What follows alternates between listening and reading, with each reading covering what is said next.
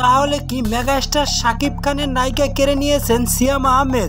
এমনই গুঞ্জন চলছে সামাজিক যোগাযোগ মাধ্যমগুলোতে, যেখানে মোবাইল খুললেই বিভিন্ন পত্রিকা থেকে দেখা যাচ্ছে শাকিব খানকে বাদ দিয়ে সিয়ামের কাছে শাকিবের নায়িকা। শাকিব খানের প্রস্তাব উড়িয়ে দিয়ে সিয়াম আহমেদের সাথে নতুন সিনেমায় চুক্তিবদ্ধ হয়েছেন ইদিকা পাল। তবে কি আসলে শাকিব খানকে ফিরিয়ে দিয়েছেন প্রিয়তমা ও বরবাদ খ্যাত নায়িকা ইদিকা পাল?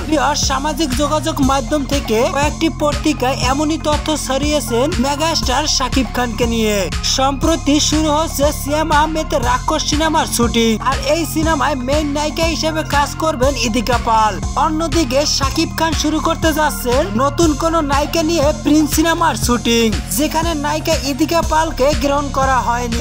তাই অনেক নেটিজেনরা বলছেন ইদিকা পালকে নিয়ে শাকিব খান পরপর দুইটা সিনেমা হিট করেছেন। হয়তো শাকিব খানের সাথে নায়িকা ইদিকা পাল প্রিন্স সিনেমায় কাজ করতো, তাহলে এই সিনেমা হয়তো হিট হইতো। এটা অনেকেরই ভুল ধারণা। চূড়ান্ত সত্য হচ্ছে সিনেমা হিট হয় শুধু গল্প এবং তারকার কারণে। এ পর্যন্ত কোনো নায়িকাই সিনেমায় হিট করতে পারেনি। তাহলে শাবানা এবং ববিতাও এখনো নায়িকার কাজ করত, কিন্তু সেই জায়গাটা থেকে শাকিব খান 2 যুগ পর্যন্ত তার অভিনয় কর্মদক্ষতা এখনো ধরে রেখেছে।